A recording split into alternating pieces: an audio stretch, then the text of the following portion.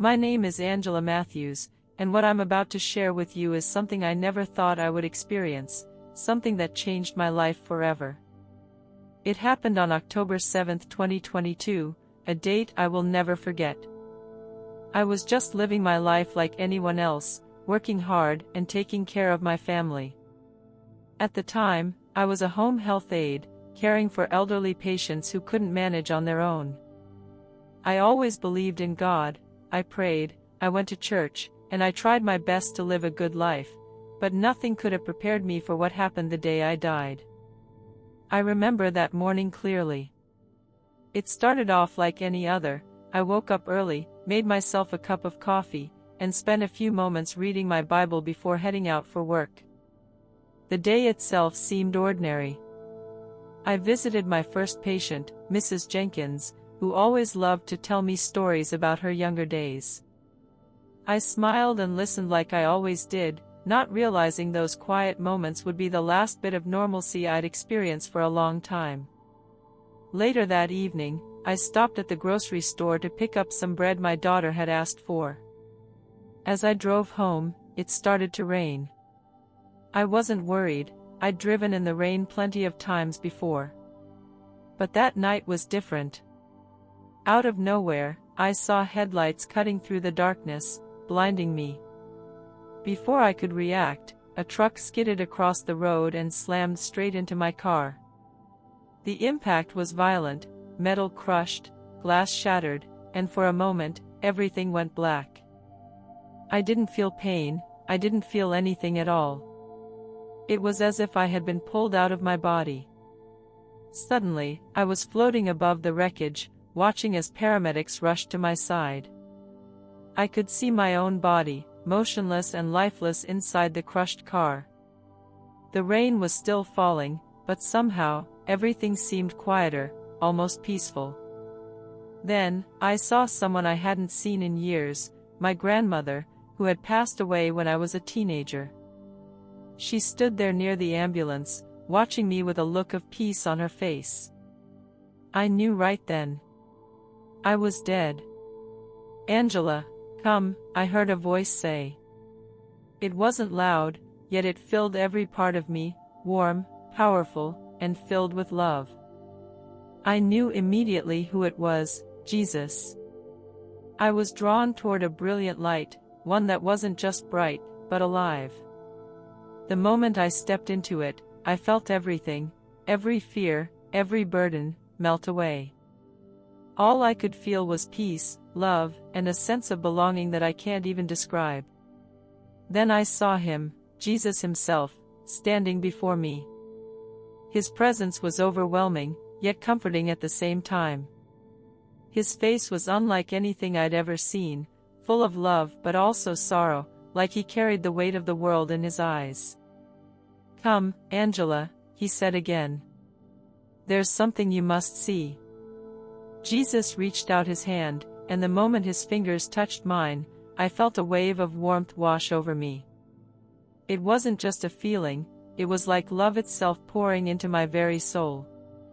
Suddenly, I wasn't standing in that peaceful light anymore.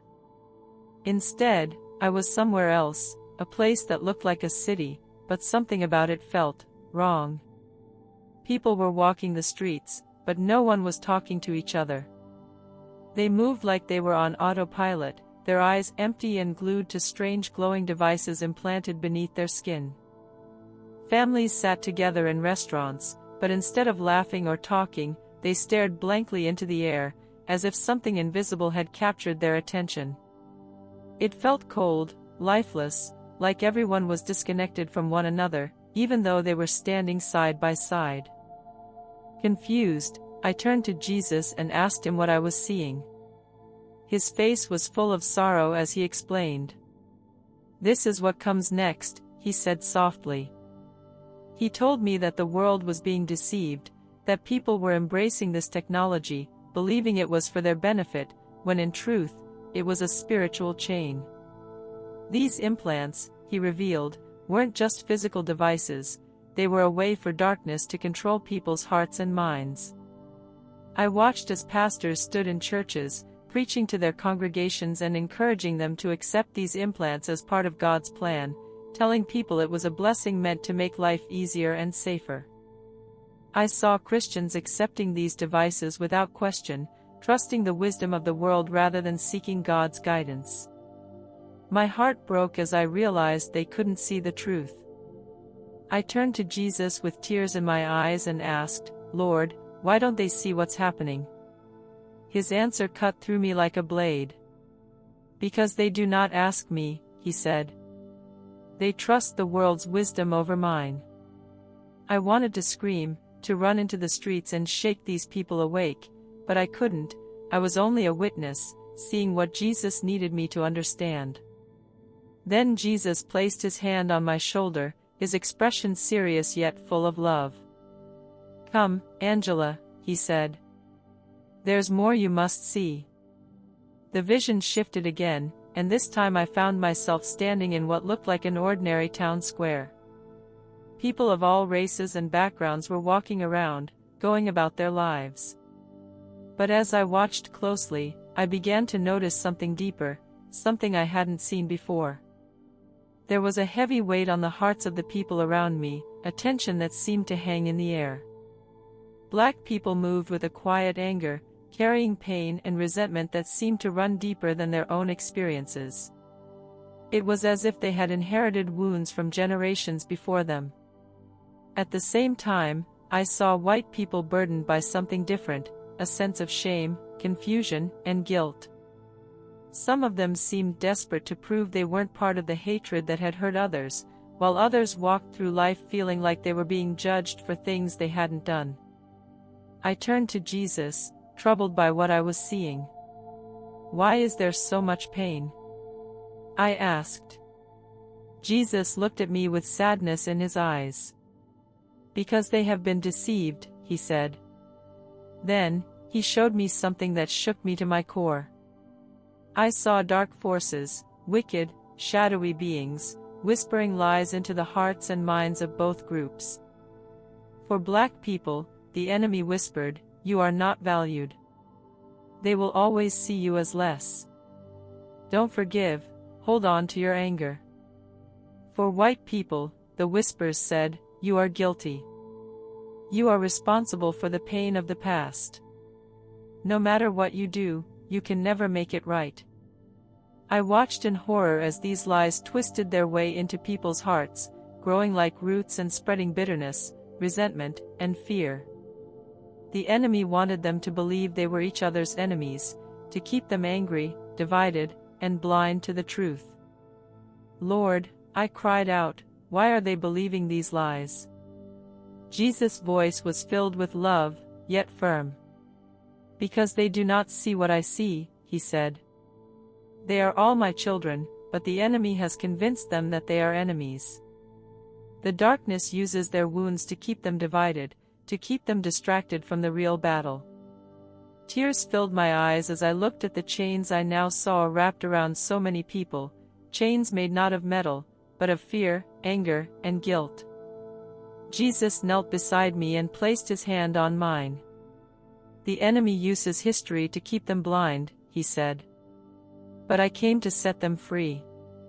In that moment, I understood. This wasn't just about race, it was about control.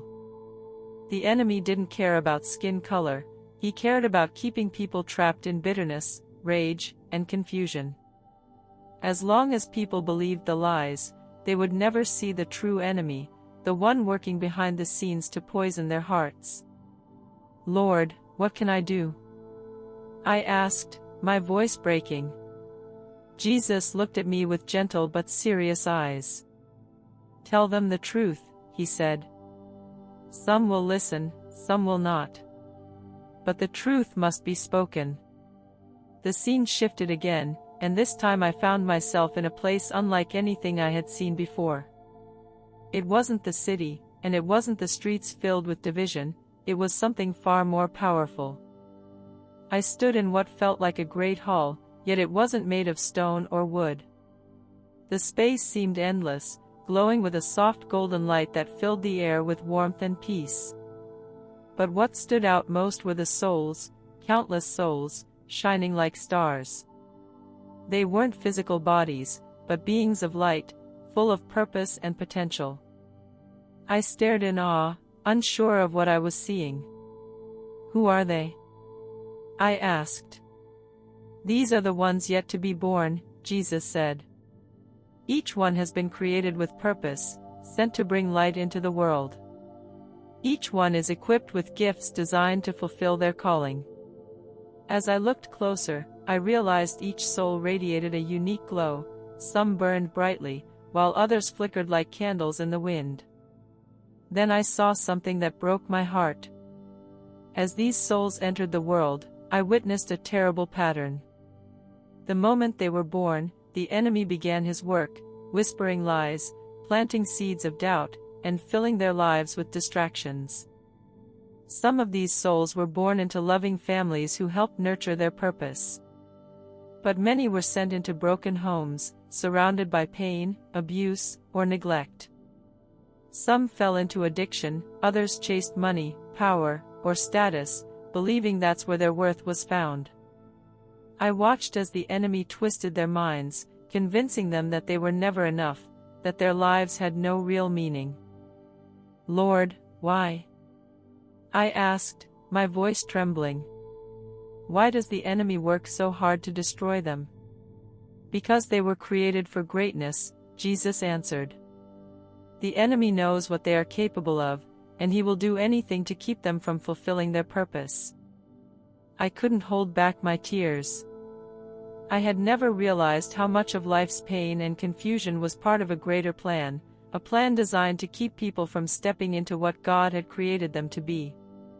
"Lord," I whispered, "how do we stop this?" Jesus took my hands in his and looked deep into my eyes. "Tell them who they are," he said. "Remind them that they were created by me, for a purpose. Tell them that I have not forgotten them, and I never will." Suddenly, I saw hope. Among the darkness, I saw flickers of light rising up, people who had found their purpose and refused to be controlled by the enemy's lies. These weren't powerful leaders or famous figures, they were everyday people. I saw teachers, parents, students, and workers, ordinary men and women, but each of them carried a light so powerful that it pushed back the darkness wherever they went. "These are my warriors," Jesus said. "They don't need swords or weapons, their weapon is truth. And the more they speak it, the brighter their light will shine." In that moment, I realized that no matter how powerful the enemy's deception seemed, there was still hope.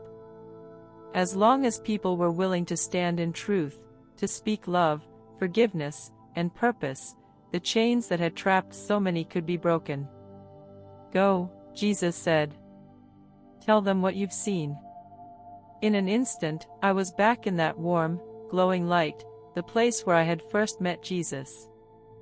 I felt his presence still surrounding me, filling me with peace, yet my heart felt heavy. Everything I had seen, the deception, the division, the souls being led astray, it overwhelmed me. I couldn't help but wonder if things had gone too far. The enemy's lies seemed so powerful, and so many people had already fallen for them. "Lord," I asked softly, "what if they won't listen? What if they're too far gone?" Jesus knelt beside me, his eyes full of love and certainty. "No one is too far gone," he said. "As long as there is breath in their lungs, there is hope. But they must hear the truth." I remembered the chains I had seen, those invisible chains made of anger, guilt, and shame.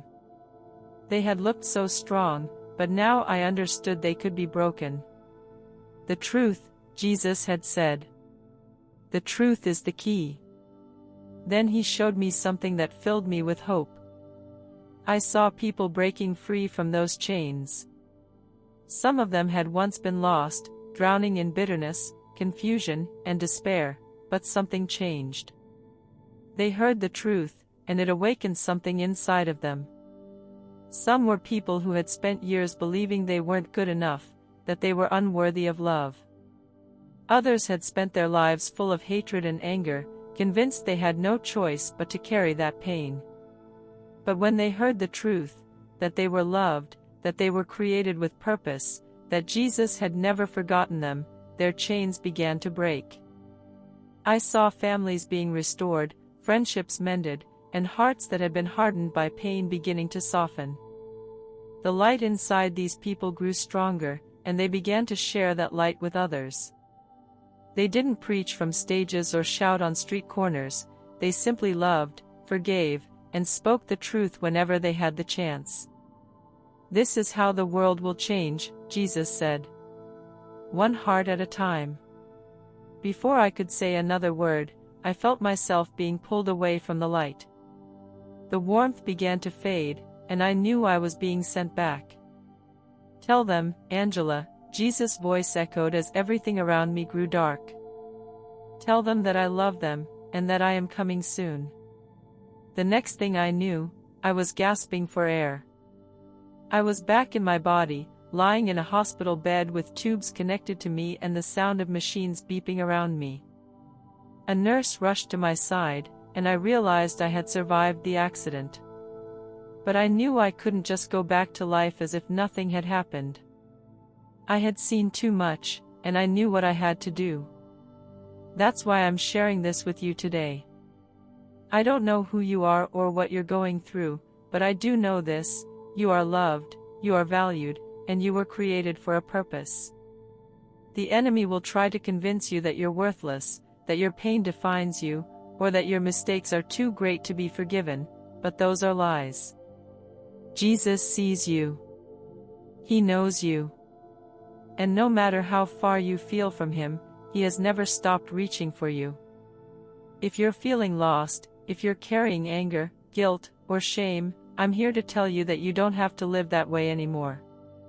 Jesus is waiting, all you have to do is call out to Him. Please don't wait.